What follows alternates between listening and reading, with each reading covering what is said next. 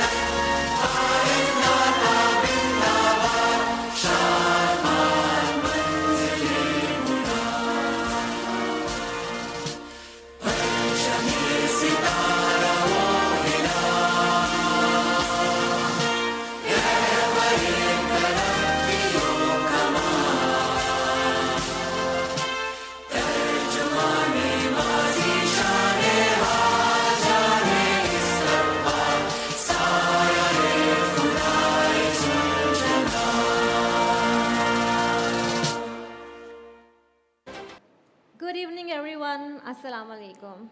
I hope the national anthem has lifted your spirits and warmed up your vocal cords, because tonight we are going to make some noise while celebrating the incredible women shaping Pakistan's future. My name is Faryal, and it is my absolute pleasure to welcome you on behalf of State Bank of Pakistan to our celebration of Pakistan Women Entrepreneurship Day 2025. To start our event on a blessed note, we will begin with a recitation from the Holy Quran. أعوذ بالله من الشيطان الرجيم بسم الله الرحمن الرحيم الرحمن علم القرآن خلق الإنسان علمه البيان الشمس والقمر بحسبان والنجم والشجر يسجدان والسماء رفعها ووضع الميزان ألا تطغوا في الميزان وأقيموا الوزن بالقسط ولا تخسروا الميزان والأرض وضعها للأنام فيها فاكهة والنخل ذات الأكمام والحب ذو العصف والريحان فبأي آلاء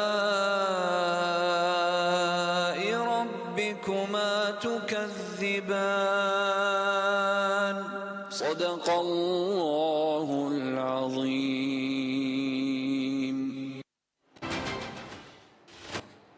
May these words bring peace, purpose, and clarity to our gathering and our lives. When women thrive, economies grow. Ladies and gentlemen, this evening is not just a celebration, it's proof. Proof that whatever the challenge, women in Pakistan are ready to set up, push through, and go beyond every barrier. With only around a quarter of women participating in the workforce, each success story we honor tonight is a defiance of odds, a signal that entrepreneurship knows no gender. To formally begin our proceedings, I will invite Mr. Miraj Mahmood, Managing Director, SBP Banking Services Corporation, to deliver the welcome address and share his thoughts on this important occasion.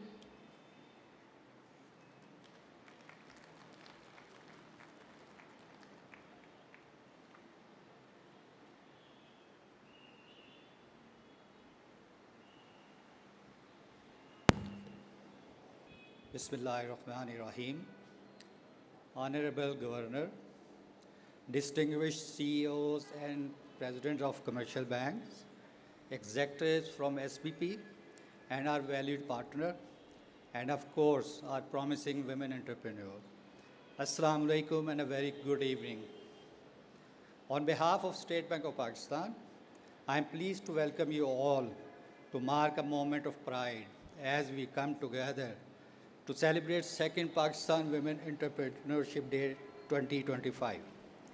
It is a day, ladies and gentlemen, to recognize the strength, the creativity, and resolve of women who continue to positively influence our economy and communities. Their stories are not only inspiring, they also reflect how women are redefining the landscape of inclusive and sustainable growth in Pakistan. At State Bank of Pakistan, we firmly believe that empowering women is not only a question of equity, it is a national priority and a strategic imperative for Pakistan's sustainable growth.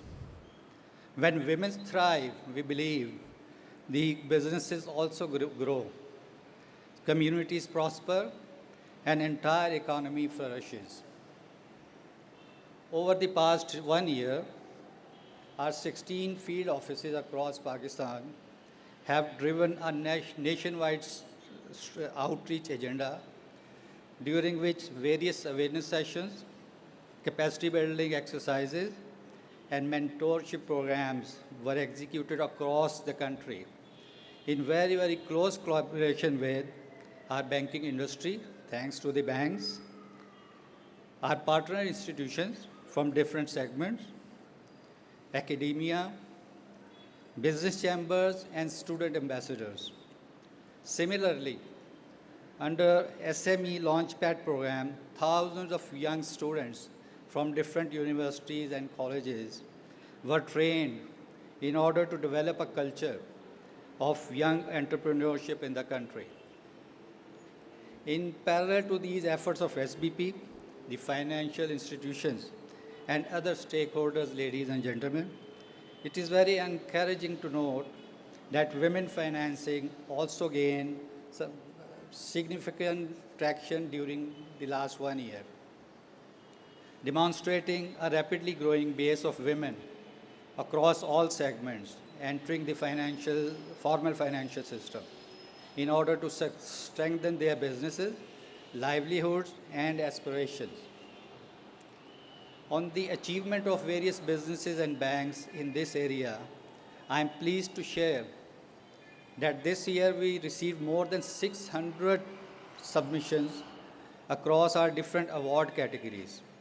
These huge number of submissions strongly reflect the growing talent in the market, innovation, and ambition of women across Pakistan. In addition, our business idea competition continued to stand out as a very impressive flagship platform for fresh thinking in the market and entrepreneurial drive. From eco-friendly ventures to tech-enabled solutions, these ideas basically demonstrated digital innovation in the market, community-centered impact, and a readiness to scale.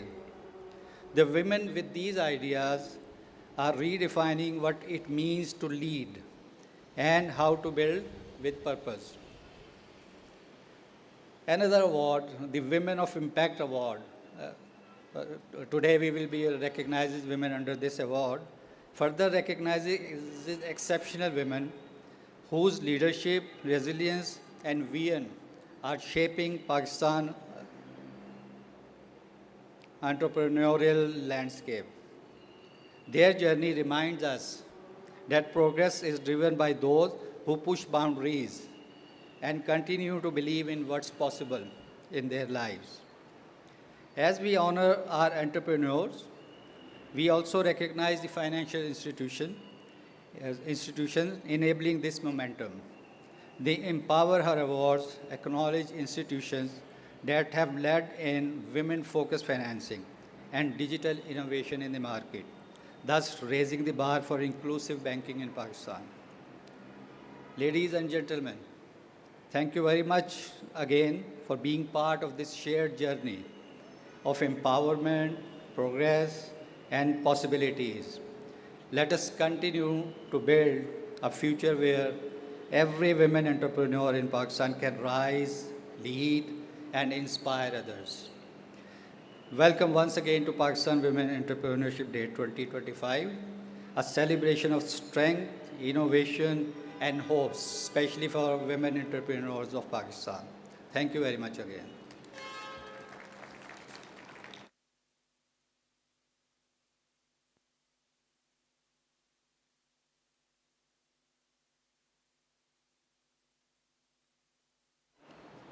Thank you, sir. Words like these remind us that real empowerment isn't just discussed, it's delivered. And on that note, let's move to a story that truly brings this spirit to life. Ladies and gentlemen, please welcome the man behind this initiative, Dr. Mohammad Salim, Additional Director, Financial Inclusion Support Department, as he takes us through a short and inspiring video journey.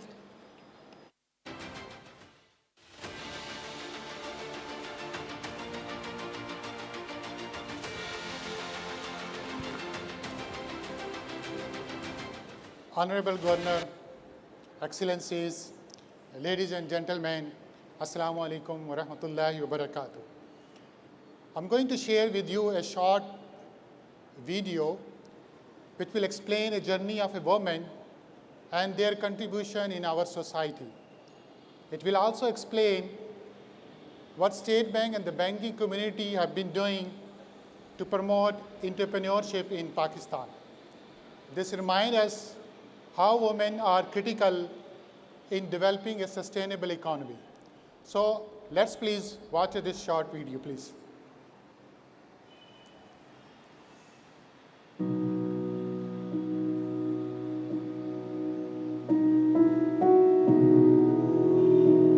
एक ख्वाब की ताबीर, ख़वातीन की entrepreneurship और खुद एतमादी। ये कहानी उस हर औरत की है जिसने अपनी तकदीर को हालात के रहमो करम पर छोड़ने के बजाय अपने ख्वाबों को हकीकत में ढालने का अज़्म पैदा किया। आते जाते सांसों में जीने के इरादे हैं, जीते जागते मेरे जिंदगी से वादे हैं। मेरे ख्वाबों की उड़ानों में भी मैंने पर तो खोले हैं। मेरे ख्यालों में जो उतरते हैं वो ही बोल तो बोले हैं। पाकिस्तान की आबादी तकरीबन 241 मिलियन अफराद पर मुश्तमिल है, जिनमें से 49% यानी तकरीबन 117 मिलियन ख़वातीन हैं। ये ख़वातीन हमारी कौम का कीमती असासा हैं, एक ऐसी क़ुव्वत जो अपनी तमाम सलाहियतों के बावजूद अभी तक मुकम्मल तौर पर ब्रूए कार नहीं लाई गई। पाकिस्तान में तकरीबन 66 मिलियन ख़वातीन वर्किंग एज ग्रुप में शामिल हैं, मगर इनमें से सिर्फ 5 मिलियन ख़वातीन मुलाजमत पेशा हैं, जबकि तकरीबन 4 लाख ख़वातीन यानी महज 1% अपना ज़ाती कारोबार चला रही हैं। अब एक नया माशी दौर शुरू हो चुका है। I think gender mainstreaming has been a even bigger challenge. Although overall financial inclusion itself is a challenge, but within that, when we look at the contribution of women and their access to financial services, it was not at all in good shape a few years back when we started this process of a strategic approach to increasing financial inclusion. State bank of Pakistan ने ये अज़्म किया है कि ख़वातीन को बाइख्तियार बनाया जाए और उनके ख्वाबों को हकीकत का रंग दिया जाए। विमेन एंटरप्रेन्योरशिप प्रोग्राम के तहत मुल्क भर में आगाही वर्कशॉप्स, ट्रेनिंग सेशंस और बैंकों के जरिए विमेन फाइनेंसिंग प्रोग्राम का आगाज किया गया। गुज़श्ता साल 21,000 से ज़ायद ख़वातीन ने 24 अरब रुपए से ज़ायद फाइनेंसिंग हासिल करके अपने कारोबार को मजबूत बनाया। 3,000 से ज़ायद ख़वातीन को तरबियत और शऊर दिया गया और 700 से ज़ायद ख़वातीन को बराह रास्त मेंटरशिप फराहम की गई। आज ये कोशिशें रंग ला रही हैं। बैंकिंग सेक्टर में 17% ख़वातीन फ़ाल किरदार अदा कर रही हैं, जबकि लिस्टेड कंपनियों के 64% बोर्ड्स में कम से कम एक खातून डायरेक्टर मौजूद है। स्टेट बैंक और उसके शरीक इदारों की बदौलत ख़वातीन की माशी शमूलियत में इजाफा हो रहा है और इसी इजाफे की बदौलत पाकिस्तान में औसत आमदनी भी बढ़ रही है। ये महज आदादो शुमार नहीं है, बल्कि उन ख़वातीन की जद्दोजहद का नतीजा है जो हुनर, हौसले और खुद एतमादी के साथ पाकिस्तान की माशी तरक्की में अपना किरदार अदा कर रही हैं। यही है एक ख्वाब की ताबीर। जो दुनिया के मानो तो वो मंजिल भी कैसी है, मेरी जिंदगी मेरी है तो मुझको ही जीना है। कोई भी हवा चले तो मुझे उड़ते ही रहना है।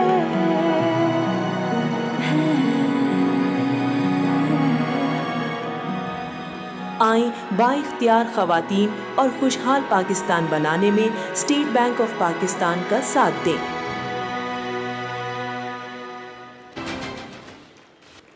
Thank you so much. Last year in November, we celebrated first Pakistan Women Entrepreneurship Day. If you recall, from July 2024 to November 2024, just in a 6-month period, banks dispersed 24 billion rupees, and we set a target that by June 2025, this disbursement will be 50 billion rupees. So let me share with you, and let's see how much the banks have dispersed from November 2024 to November 2025, just in 12 months period. So let me share with you this year's number, please.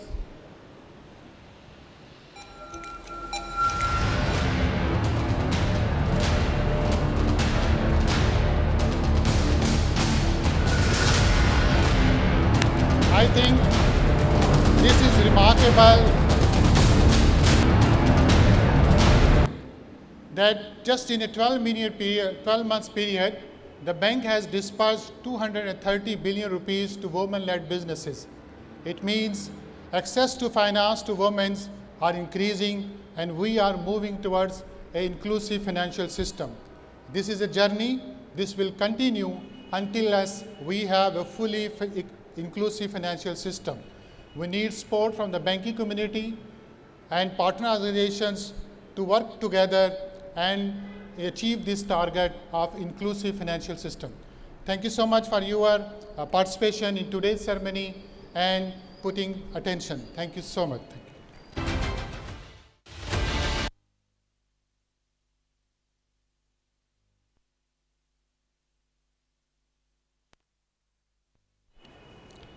That was amazing.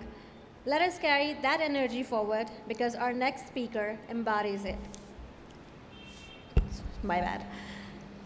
Driving growth, innovation, and new opportunities for women across Pakistan. The first women chairperson of Pakistan Business Council and MD and CEO of English Biscuit Manufacturers, please welcome Dr. Zilaf Munir.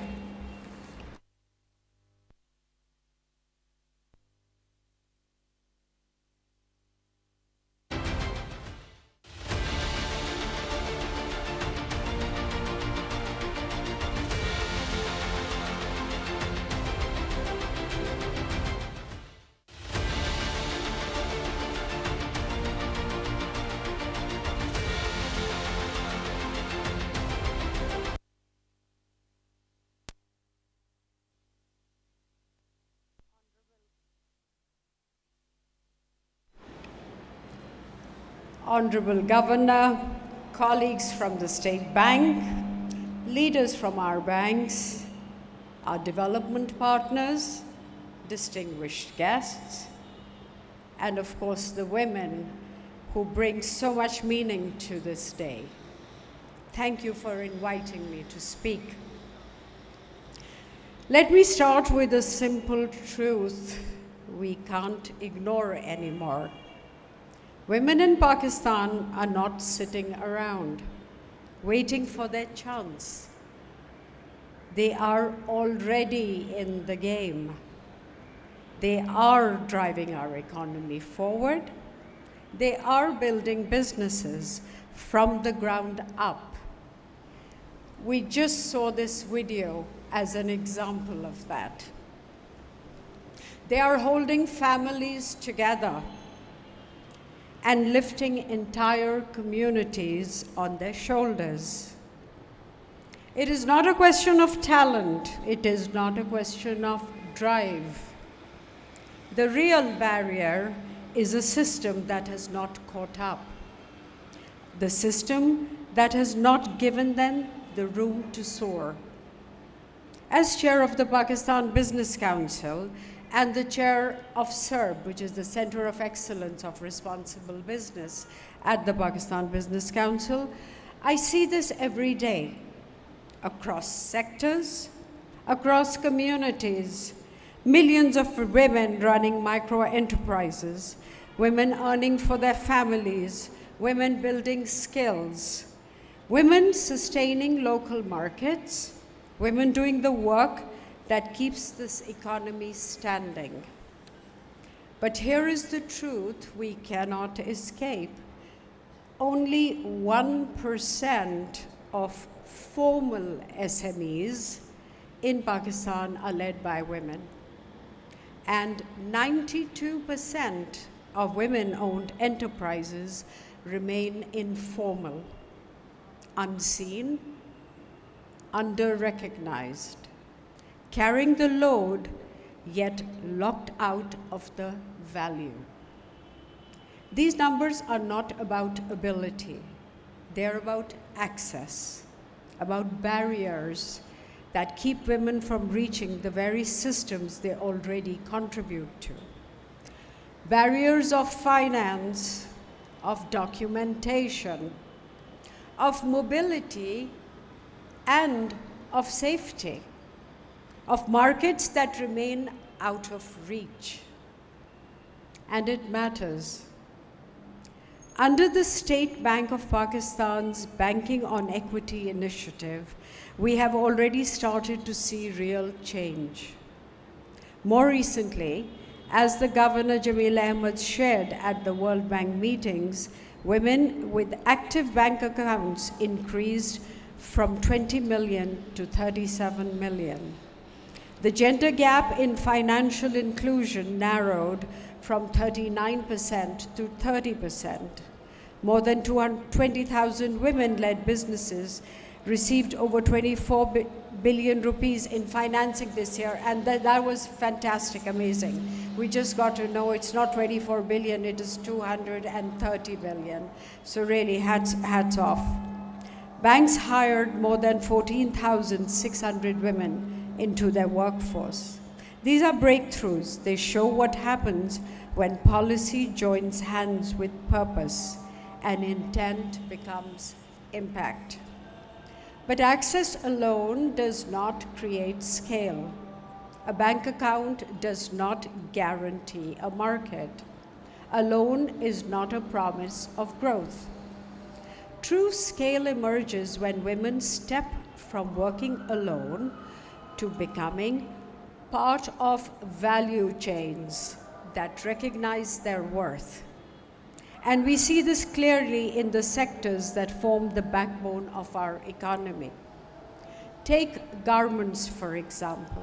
Thousands of women in Karachi, Lahore, Faisalabad, and Multan stitch, embroider, and finish products bound for global shelves. Their labor powers one of Pakistan's biggest export sectors. When exporters created supply development programs, incomes steadied, quality improved, and these women moved from unseen to integrated, from hidden labor to valued contributors.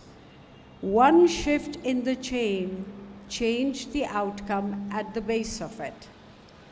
If we go further upstream to the beginning of the value chain, to the cotton fields, as an example of a case study we did through SERB, Artistic Milliners worked with women cotton farmers and introduced training, inputs, and sustainable farming practices, not as an add-on, but as a strategic part of their sourcing model.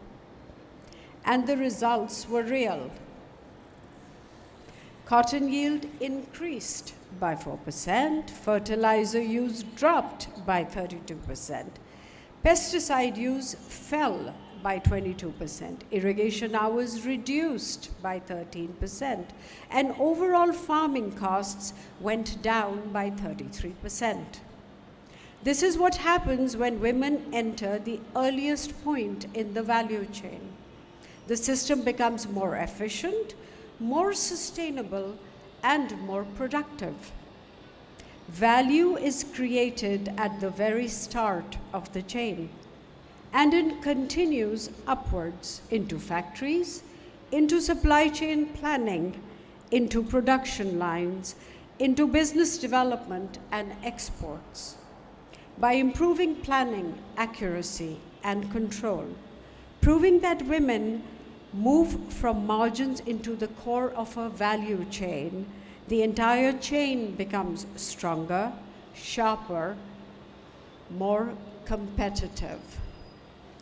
Bangladesh did not transform its garment exports through factories alone. It transformed them by bringing women into the value chain at scale. Early in the chain, middle of the chain, all the way to export. Inclusion made the industry efficient. Efficiency made it competitive. Competitiveness made it grow. SERB's research shows why Pakistani women still struggle to reach that point. Collateral, they cannot provide. Registration that feels complex. Information that never reaches them. Procurement they cannot access. Payment cycles that break a business before it begins. These are not women's barriers. These are structural barriers. Barriers built into the way our system operates. And systems shift only when the institutions that power them move together. As chair of the PBC, I know what the private sector can unlock when it chooses to create pathways instead of creating walls. Women must be brought into procurement relationships. They should be suppliers, they should be contractors, they should be processors, and they should be owners. This is where the private sector can play a powerful role. Large companies can mentor women-led enterprises, set procurement goals, and help women meet quality and compliance standard. As chair of SERB, I know the research points towards one direction. Open the value chain, make space, and women will fill it. So what must we do next? We must invest in capability that leads to income growth. Women need training in packaging, pricing, digital marketing, food safety, quality control. These capabilities help them move up the value chain. We must create links to buyers. Companies support supplier development, set targets for women-led businesses, and help them meet standards and logistic requirements. We must redesign finance. Women need credit that matches their business models, including cash flow-based lending, purchase order financing, contract-linked loans, and digital tools. We must make formalization simple and safe. Women should be able to register a business in minutes, not months. And we must build digital access that allows women to reach customers far beyond their immediate surroundings. When women become entrepreneurs, value chains become stronger, more stable, and more competitive. And when women earn, their families flourish, their children attend schools regularly, and their communities benefit. We have seen it in the numbers, we have seen it in the outcome, and we have seen it in the lives of women who were given a chance to grow. Women have always been a part of Pakistan's value chain. Today, we have the opportunity to ensure they share in that value. Women have always been part of our value chain. Let's make their value be valuable. And every insight, every research keeps pointing in the same direction. When they enter a value chain, they do not come in quietly. They strengthen the chain, they stabilize it, they raise its productivity, and they lift the performance of every rink around them. When women are trusted with markets and procurement, businesses feel the difference. And when women shift from invisible to indispensable, the whole system moves, not slowly, not symbolically, but decisively. Thank you for your attention.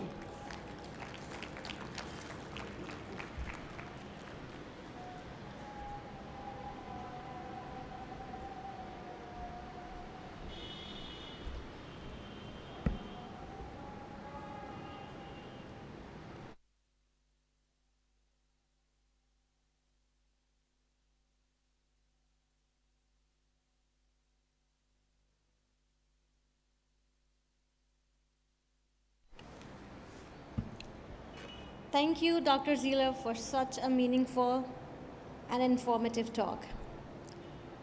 Next, we have a story that proves that success is not handed to anyone. It is created with courage, wit, and a bit of stubbornness.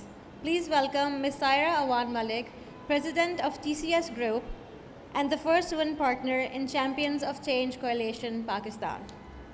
Please give her a big round of applause.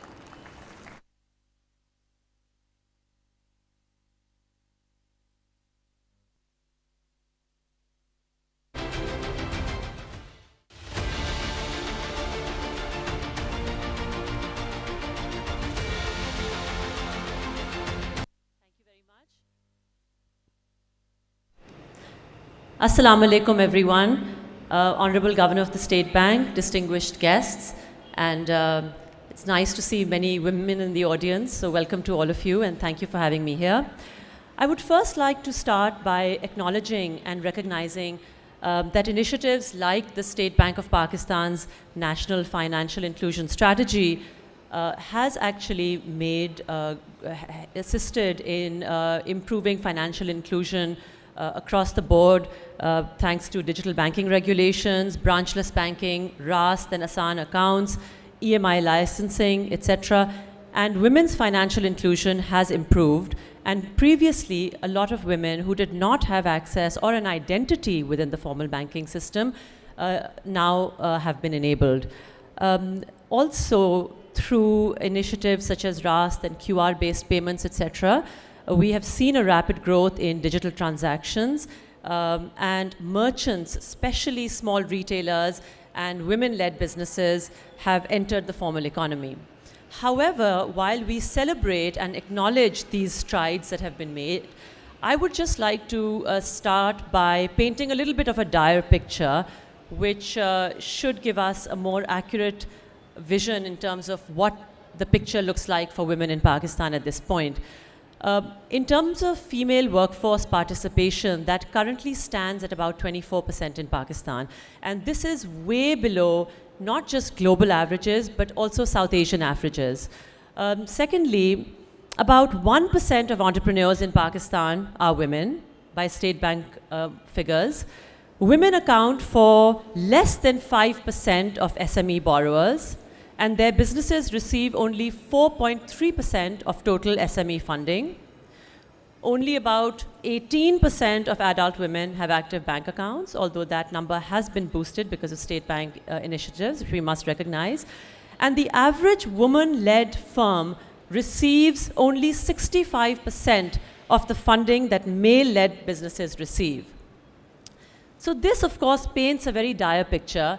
And before we go on to what we can do to improve things for women, the most important thing to recognize is why? What is the case for women to participate in the economy, not just as participants, but also as decision makers? So the case is threefold. Firstly, with regard to the economy, we know that if women were to participate fully, even an increase in 10% in female participation has the potential to increase GDP growth percentages by 2 or 3%. So that is quite significant in itself. When we look at the corporate sector, when we look at companies and decision making, we know that having women as senior decision makers creates better products and better services because they address some of those blind spots that male decision makers may not have. And there are a few examples from global companies that we can look at. For example, when we look at the US, the head of Ford VP, the vice president of marketing at Ford, very famously participated in the design of the Ford SUV. And when you had a woman helping design the vehicle itself, given that women make about 60% of decisions in terms of car ownership, they realized that the design had better features, better safety features, better storage, etc., more functionality for families. Similarly, when Indra Nooyi, the very famous CEO of PepsiCo, came at the helm of Pepsi, we saw a shift in consumer goods. Particularly at Pepsi, she shifted the strategy more from goods that were fun for you to goods that were good for you. And we saw that Pepsi itself went from high sugar content, fried goods, etc., from their snacking items to baked goods to better sustainable products. And so there are a lot of examples that we have where even in corporate circles and in corporate boardrooms, when you have women as decision makers, another example I can think of, for example, is Netflix, where senior women leadership decided that they wanted to put in more parental controls and better content management. And what that did was that actually expanded the target market for Netflix to include, family subscriptions. So it is very important to have female decision makers, give them a seat at the table. And lastly, what I want to point out is that even at the level of families and communities, we know that economic outcomes for households, for communities, are far better when women are economically empowered and financially more independent. Health and nutrition outcomes improve, education outcomes improve, household debt management and saving outcomes improve. And so really, across all categories, whether it's the economy, whether it's companies and businesses, whether it is down to the grassroots community and family levels, it is very, very important to have women at the table and as decision makers and as active participants. Now, in Pakistan particularly, we see certain factors that are stacked up against women really achieving their true potential. A number of issues that women face are global, and so we cannot particularly blame Pakistan, but there are certain culture-specific issues as well. For example, the caregiving and the caregiving responsibilities, childbearing responsibilities, of course, fall disproportionately to women. There's a social and cultural expectation on women that is a little bit more in more conservative societies like ours. But there are also other real issues, such as those of mobility. How does a woman who has decided to participate in the workforce, who may have set up her own business, who may decide that she has the education, she has the enablement and the support from her family, she wants to get to work. There are practical considerations of how to make that happen. we often see in Pakistan that women are missing from public spaces. Women are not present on public transportation to the extent that they should be. And so because women are not given the kind of protections, as a result, they are hindered from their full participation. So mobility is a very big issue. Another issue, of course, once they do reach the workplace, or they do, if they're running their own businesses, if they're interacting with their customers, etc., there is, of course, the issue that companies have been trying to address but need to do more of, and that is a very real issue of harassment. Again, Pakistan has the laws, we have the legal framework, but implementation is an issue. And thirdly, once women reach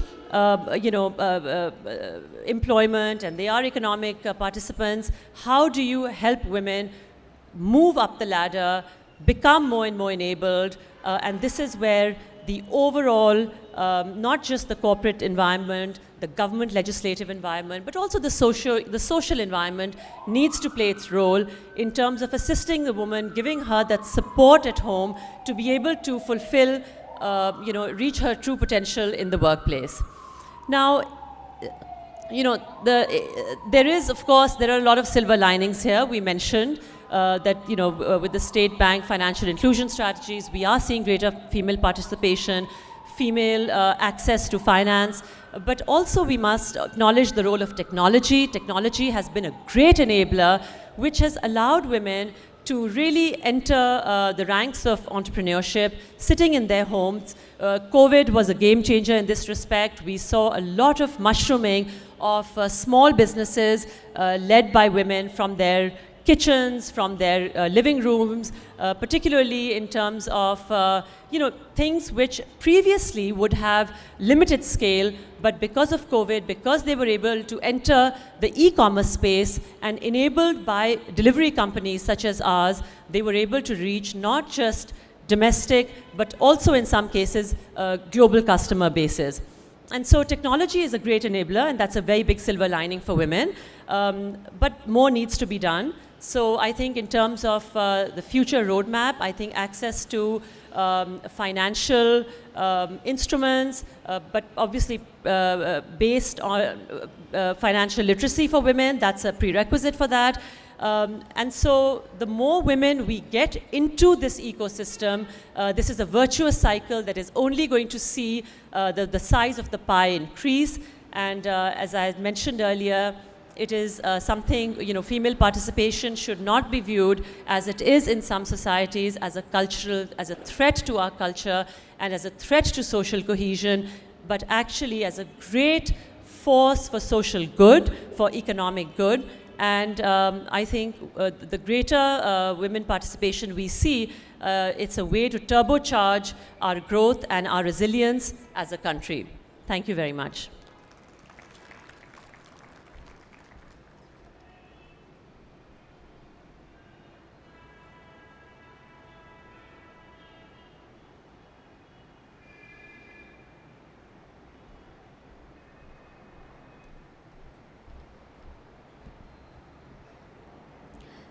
Thank you, Ms. Saira.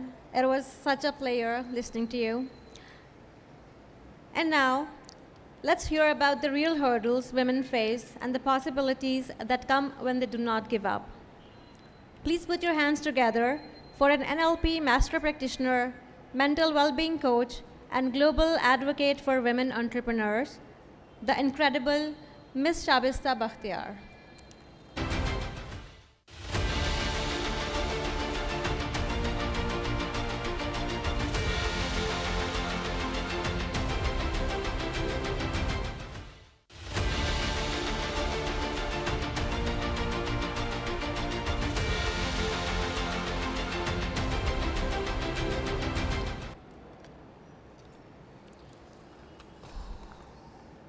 Bismillahirrahmanirrahim.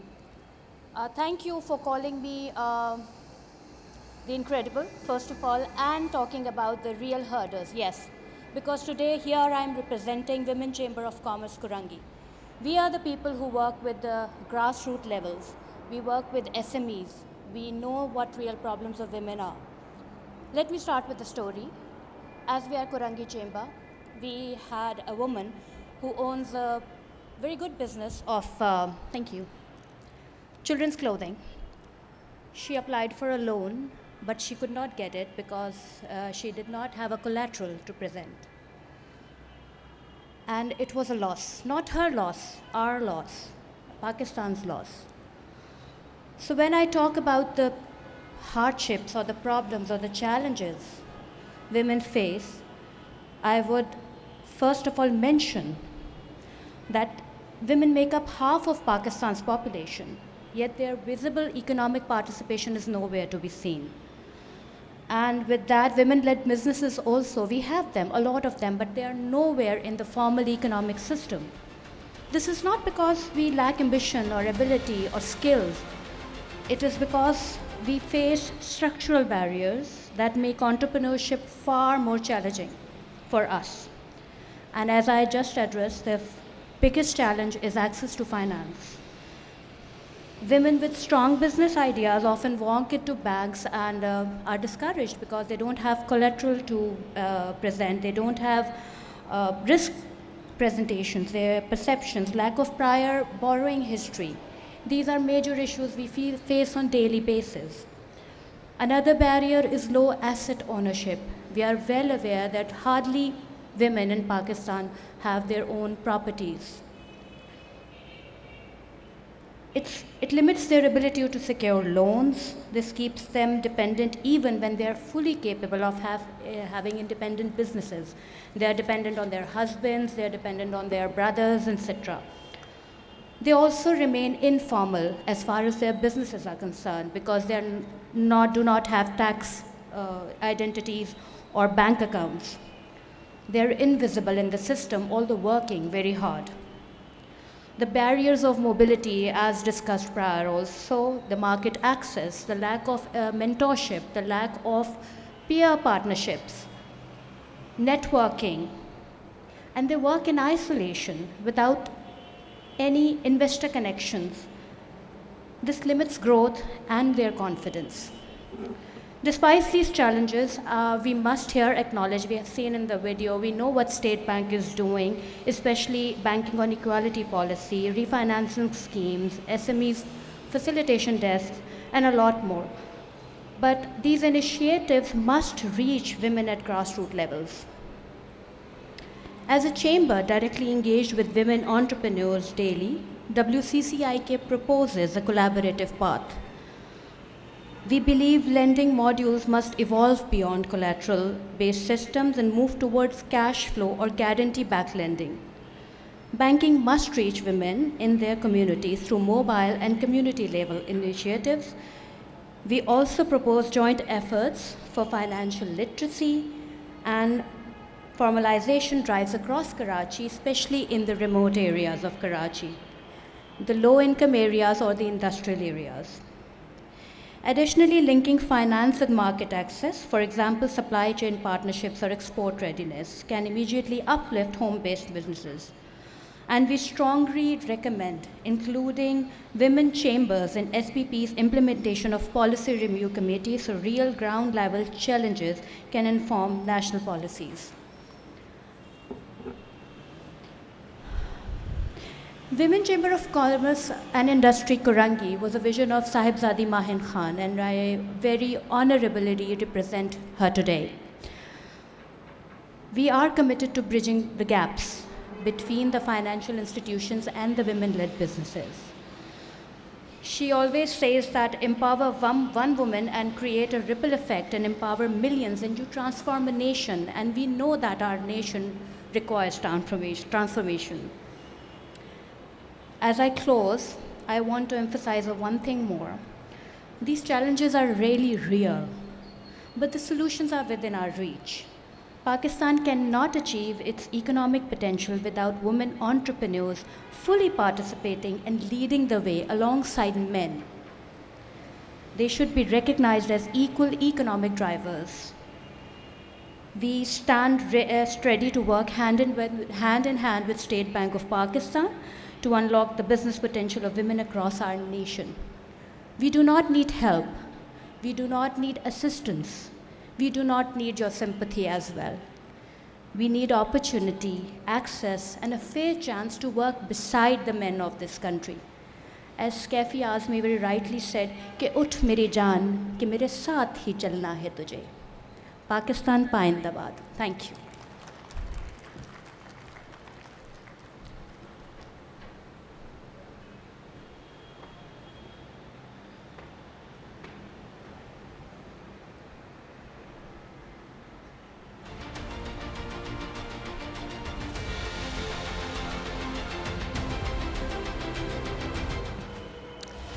Thank you, Ms. Jabista, for such encouraging words for our women entrepreneurs. So now, the moment we've all been waiting for, a word from the chief guest himself, the leader shaping Pakistan's monetary and economic policies with vision and insight. Please welcome Governor, State Bank of Pakistan, Mr. Jameel Ahmad.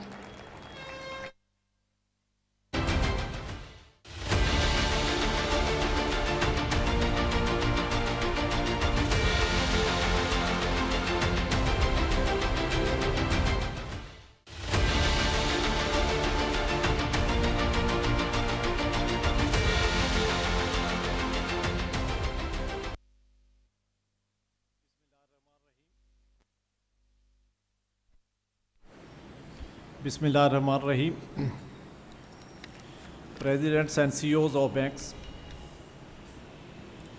Dr. Zalaf Munir, Chairperson Pakistan Business Council, Saira Awan,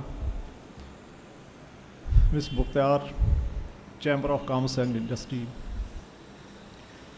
our respected women entrepreneurs, diplomats, my colleagues from State Bank of Pakistan, ladies and gentlemen, Assalamu alaikum and a very good evening. It is my pleasure to welcome you all to the State Bank of Pakistan, where we are celebrating the Pakistan Women Entrepreneurship Day 2025. It is a continuation of our Empower Her campaign initiative that we launched last year under the banner of Pakistan Women Entrepreneurship Day in 2024. What began as an awareness push has now become a national network, including representation from banks, business chambers, entrepreneurs, and civil society members. I am delighted to note that all of us are taking the campaign forward this year with a sharper focus on actionable proposals, including dedicated financing programs, mentorship, digital onboarding, and capacity building initiatives, all of which are geared to increase the participation of our female population in the formal economy. Ladies and gentlemen, there is now widespread understanding that no nation can grow when half of its population is excluded from the financial system. Research by the World Economic Forum, OECD, and McKinsey suggests that including women fully in the workforce as well as in leadership positions is not only a matter of fairness but also a powerful driver of economic growth and resilience. In Pakistan, despite the multiple challenges as well as the cultural and structural barriers, I am pleased to note that our women entrepreneurs have shown remarkable determination and courage. Their contributions extend across diverse sectors, including agriculture, manufacturing, technology, retail, communication, and other services. And we need to take this momentum forward to ensure that our female population have access to the supportive environment where they can flourish and contribute more effectively in our economy. Ladies and gentlemen, over the past decade, the State Bank of Pakistan has pursued deliberate, multi-pronged strategy to expand women's financial inclusion with much valued support from our multilateral partners and the corporate sector. As a result of our collective efforts, women financial inclusion has risen from 4% to 52%, and we have succeeded in narrowing the gender gap from 47% in 2018 to 30% in 2025. More than 17.6 million new women-owned bank accounts have been added since 2021, reflecting active engagement in the financial system. Going forward, as part of the third edition of the National Financial Inclusion Strategy 2024-2028, we now aim to push the financial inclusion to 75% by 2028 and reduce the gender gap to 25%. To help us achieve these targets, I am glad to note the support from the Asian Development Bank's Women Inclusive Finance Program, as well as the Innovative Challenge Fund facilities, which are financing women-led businesses, ideas, and helping with market access. At the same time, let me emphasize that the increase in financial inclusion for our female population would not be possible without support from our banking industry. In this regard, I will acknowledge the ongoing institutional shift within our banks. Over 14,600 women have joined the banking workforce in the last 3 years, raising the overall ratio of female employees from 13% to 17%. Banks now have women on their boards and also have diversity and inclusion councils, dedicated women finance teams, and frontline women champions in most branches. This structural shift and greater female representation across our banking sector hierarchy is important, as it will have a ripple effect and encourage more women to become part of the formal economy.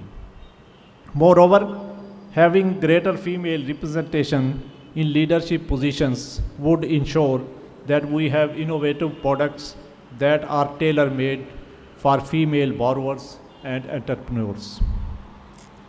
At the State Bank of Pakistan, we have recently hired a batch of young female graduates under our Emerging Women Leaders Initiative. And now we have also a female member on the SBP's board of directors. At the national level, Pakistan became a global signatory to the Women Entrepreneurs Finance Code in February 2025, becoming the 19th member worldwide. SBP, along with 22 banks, have pledged to share data, introduce new actions, and appoint leadership to improve women access to finance. Furthermore, Pakistan's banking industries is continuing to play a crucial role in turning policy into action. This year, with the support of our banking industry and partner institutions, we concluded more than 300 awareness and mentorship programs across 55 districts, engaging over 45,000 women across the country. This puts Pakistan on the global map in terms of turning inclusion commitments into measurable accountability. Ladies and gentlemen, I am pleased to note that financing to women entrepreneurs set a new benchmark of 230 billion rupees with 974,000 loans disbursed between November 2024 and October 2025, a testament to expanding outreach and growing trust.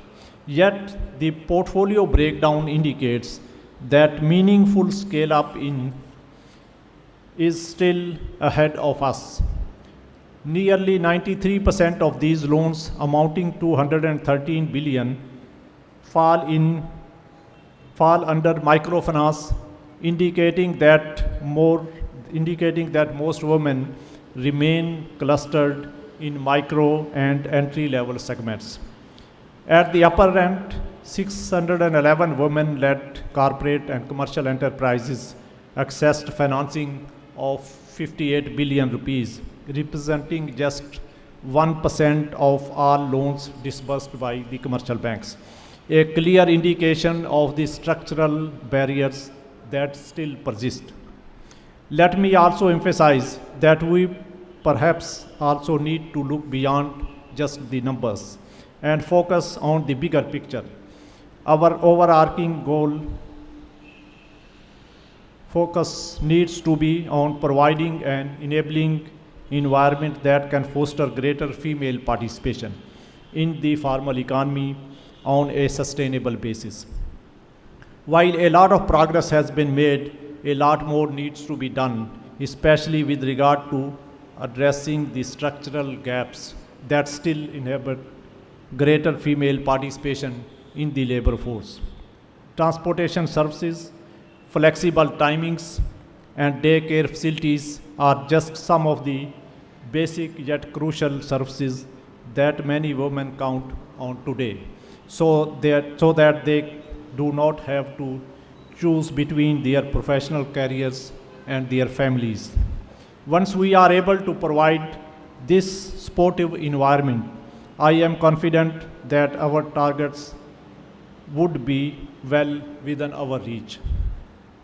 In conclusion, I want to reiterate that to sustain the progress made so far, we must continue building the ecosystem where women-led businesses can access finance, markets, and mentorships. Let us renew our commitment to a future where every woman with a vision has the means to achieve it. With that, I congratulate the award winners and participants whose achievements symbolize the creativity and resilience of our women entrepreneurs. Thank you so much for your attention.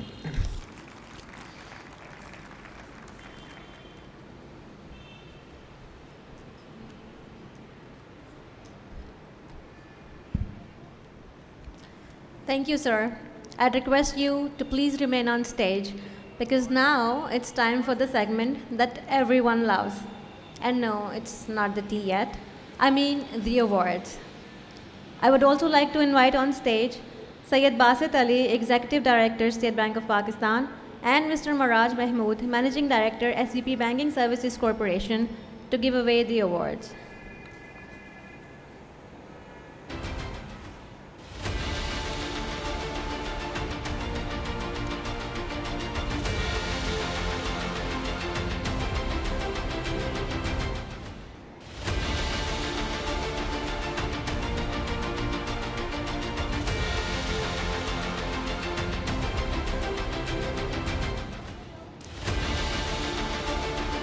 There is no limit to what we, as women, can accomplish.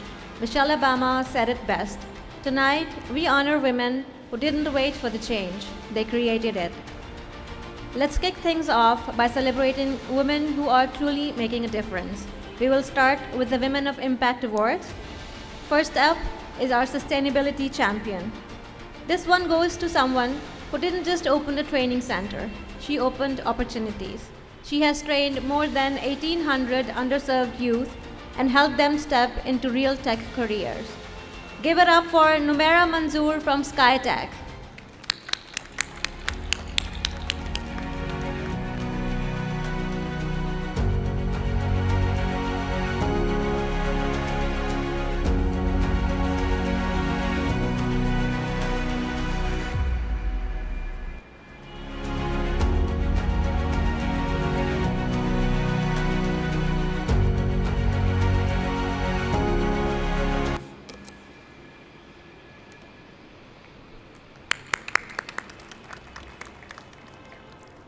That's the kind of impact that transforms generations. Up next, resilience. This award is for the kind of strength that doesn't shout. It grows quietly in greenhouses and fields. While fighting her own health battle, our Resilience Award winner built a climate-smart farm. A huge round of applause for the incredible Sapna Oberoi.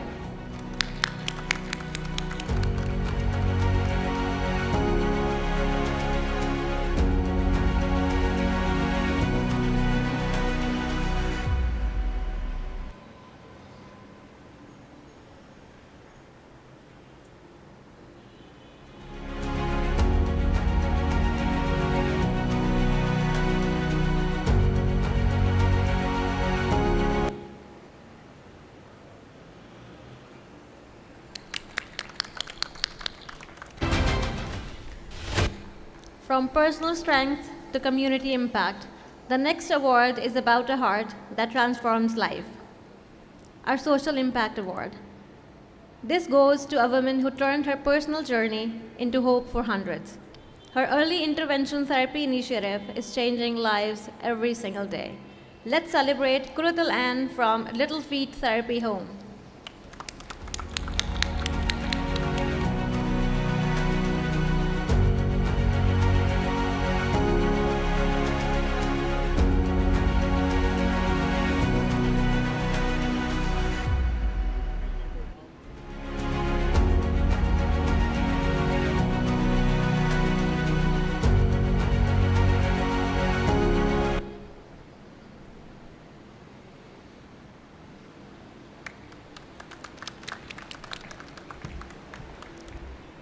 And now, for a woman who redefined innovation in her industry and crossed 500 million in sales in her very first year of business.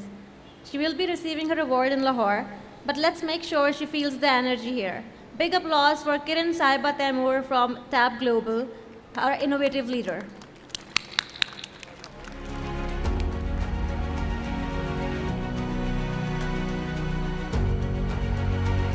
Next up is the business idea competition, where bold, fresh ideas meet real-world impact. Our winner is Neha with Healing Boat, a multilingual emotional support platform for youth. In a world where so many young people struggle silently, this idea isn't just smart, it's necessary. Let's hear it for Neha.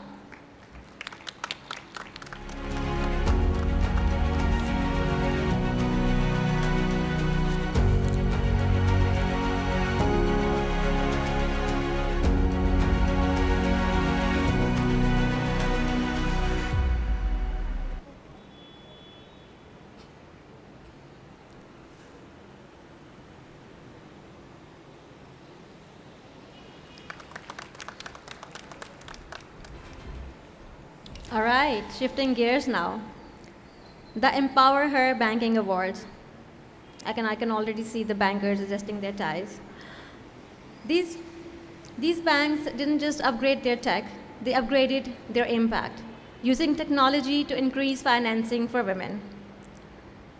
The first award goes to the Bank of Punjab. Please put your hands together as we invite Ms. Urooj Sohail, Head of Retail Finance Division, the Bank of Punjab, to receive the award. Wake up, everyone! Woohoo!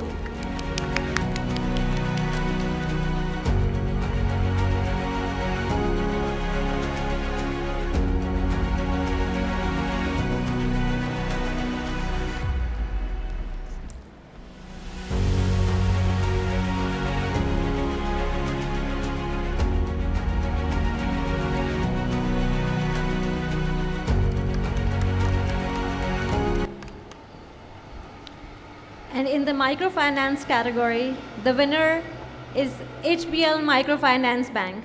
Let's give a big round of applause as we welcome Mr. Muhammad Amir Khan, President and CEO of HBL Microfinance Bank, to receive the award.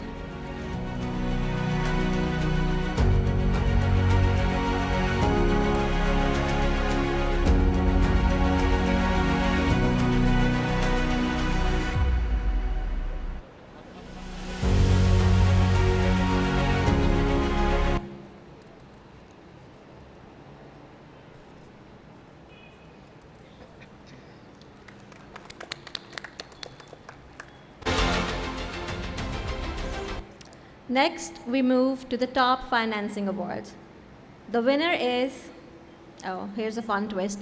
The Bank of Punjab makes a second appearance tonight. Let's invite Ms. Uruj back to the stage to receive this award.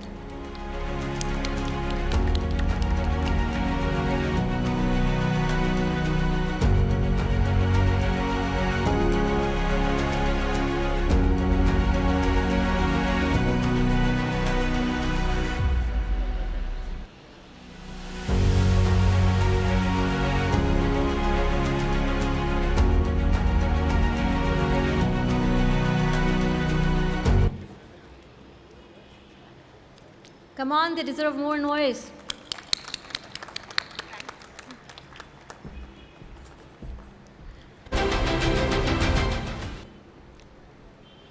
And for the microfinancing, ASA Microfinance Bank. Please join me in welcoming Mr. Ahmed Nazir Minhaj, President and CEO, ASA Microfinance Bank, to receive the award.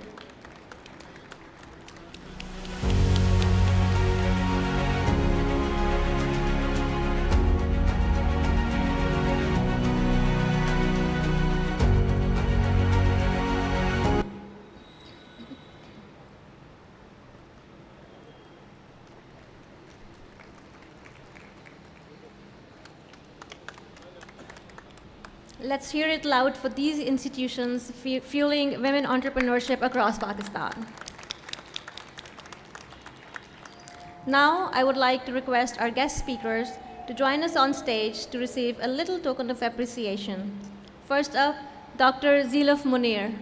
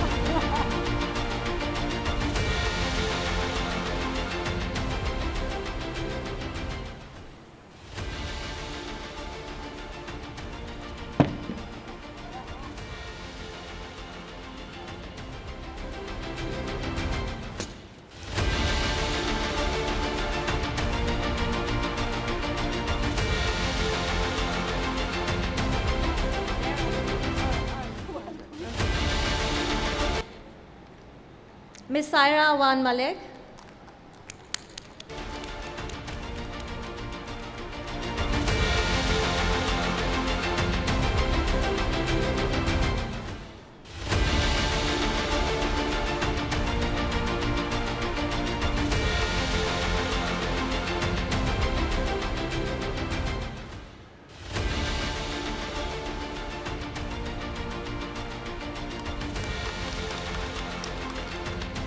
Ms. Shabista Bakhtiar.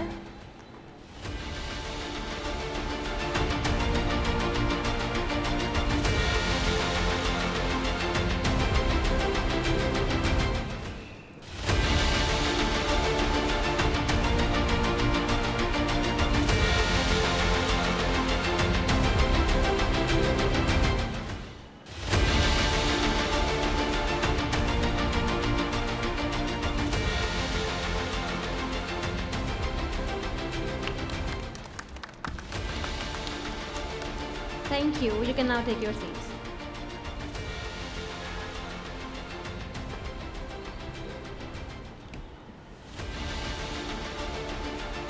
Please welcome Dr. Muhammad Salim to conclude today's evening.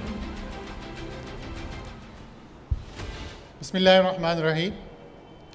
It's time to say goodbye. It's a wonderful evening, and we had a very good participation from diversified segment of society. But anyhow, we have to conclude this beautiful ceremony. First of all, I would like to thank State Bank of Pakistan leadership, who basically set the target and the strategic goal to promote financial inclusion, financial literacy, and women entrepreneurship. Under their leadership, that gave us the encouragement and the support and the guidance to take actions. Let me share with you Right now, today, we have a similar ceremonies in 16 different field offices of State Bank of Pakistan. We basically appreciated regional level women entrepreneurship. We are also acknowledging the contribution of our partner organizations. I'm also thankful to the banking community who basically supported us to promote access to finance, especially women-led businesses. Without their support, that remarkable figure of rupees 230 billion was not possible. We do have a partner organizations, like I like to mention UN Women, British Asia Trust, Sharakat, and other similar organizations who are basically supporting us to meet our strategic objective goals. I think this collaboration from the banking sector, partner organizations should continue in the near future as well, so that we can meet the target of 2028. I'm also thankful to our BSc field offices, especially our chief managers, who took this lead and approached the several thousands females. They approached different stakeholders to make this journey successful. Without their support, it was not possible. I appreciate our local management, our department team members, and sound system, media persons who basically supported us and make this today's evening beautiful and impactful. Hopefully, next year, inshallah, we will have a better result, more women entrepreneurs, more success stories. Once again, thank you so much for your participation. I'm looking forward to see you again. Thank you so much. Thank you.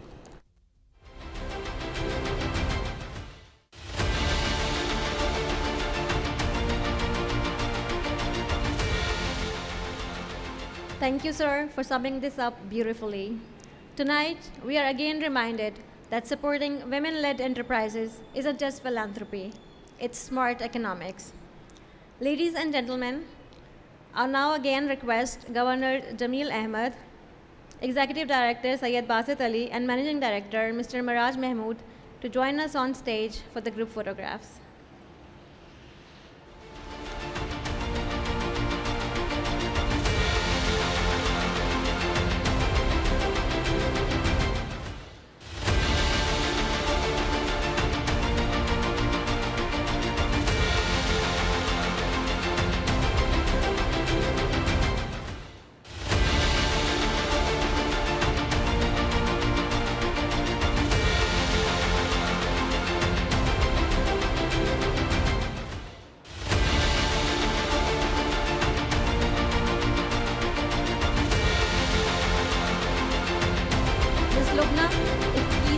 If you can please join us as well.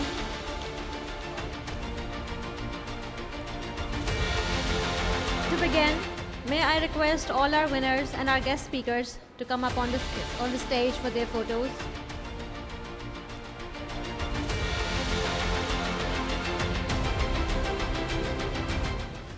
Miss Daniela, if you can also join us on the stage, please.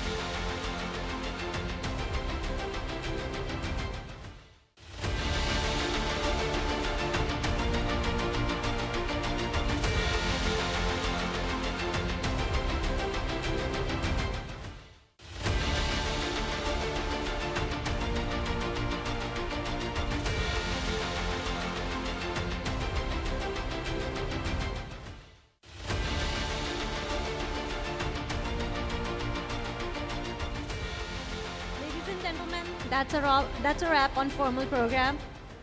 Thank you everyone for your energy and celebrating Pakistan's unstoppable women entrepreneurs. Enjoy the evening and the tea that you've been waiting for.